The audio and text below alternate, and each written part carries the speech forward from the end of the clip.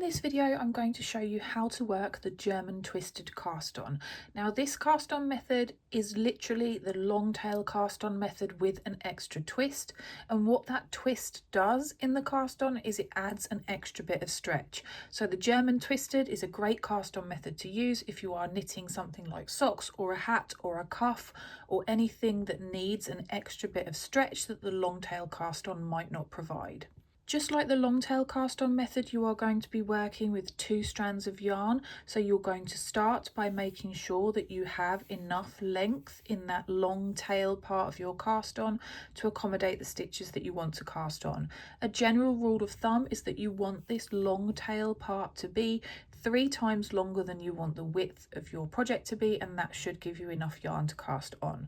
So if I'm casting on a 60 centimetre project, then I'm going to want about 180 centimetres of tail. It's better to have too much than too little, because too little means you're going to have to rework your cast on. Too much just means you have a slightly longer tail and you can trim any excess off. If you haven't tried the long tail cast on method before, then I would 100% recommend that you go and take a look at my video for the long tail cast on before you tackle your German twisted cast on. Purely because if you know how to work the long tail cast on, it really does make picking the German twisted cast on that much easier to do.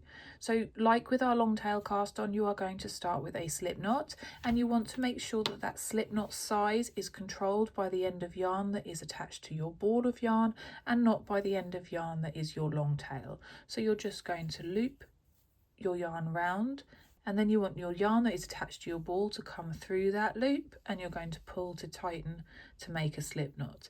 And then when you pull this yarn that's attached to the ball, it controls the size of that loop. Pop your slip knot onto your needles and then pull to tighten. Don't tighten it too far because you don't want your stitches to be too tight. Then, just like with the long tail cast on, you're going to grab your finger and thumb and pop them in between the 2 strands of yarn. And what you want to make sure is that this strand at the back is the one that's attached to the ball of yarn. Pop your finger and thumb through, so you're creating a tent, and then you're going to bring your needle down, and that will create like a slingshot or a heart shape. Then we're going to jump into the cast on. I'll go through it in slow steps first, and then I will show you how you can work to speed things up once you get a little bit more proficient at it. So you're going to grab your knitting needle and you're going to go under both of the 2 strands that are round your thumb. You're going to ignore this strand at the back here for now, and then once you've picked up both strands, you are going to swing your needle round and pop it back down through the middle of the 2 strands, like that. Then you're going to swing your needle round and pick up the strand of yarn that is coming from your forefinger. And then this is the tricky bit. We want to bring it back through this loop that's round our thumb. But if you notice, there is a twist there, and we don't want that twist there once we bring our yarn back through. If you are new to this cast on, the easiest way to do this is to lower your thumb, and you will then be able to drop your knitting needle through the hole that it has created and bring it back up and round. Once that's done, you can take your thumb out, and then you're going to use your thumb to pull to tighten the stitch, and then you will be able to move your needle to get you back into that starting position, and you have cast on 1 stitch. So let's do that once more. You're going to come under both strands that are around your thumb.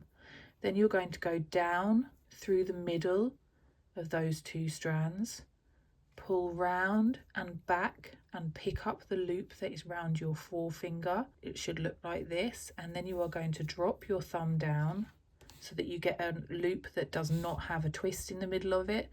Drop your needle down, round and back up, and once you're at this point, you can let go of the loop with your thumb, bring your thumb to the yarn that it was previously holding and pull up and tighten, and then you've cast on your 2nd stitch. So just once more, round and under both strands that are around your thumb, down between the 2 of the strands that you have just come underneath, so you're going down between the middle of the 2 strands, round to the back, pick up your yarn that is round your forefinger, drop your thumb down, and then drop your needle down through the hole that's created, back up, round, and then you're going to let your thumb out of that loop and pop to tighten the strand that tightens that stitch up.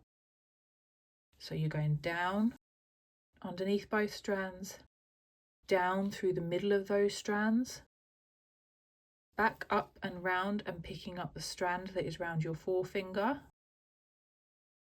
And you're going to drop your thumb down so that you have a nice open loop.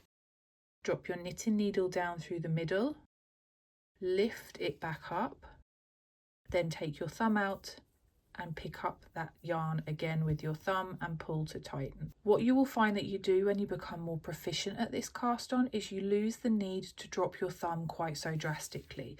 So you'll be able to pick up both loops, go through and round to pick up your yarn, and then you will learn just to kind of flick it through so your thumb can actually stay in that same position. So you'll be able to pick up both, come through the middle, pick up that yarn around your finger and then just kind of twist through, let go and then pull to tighten.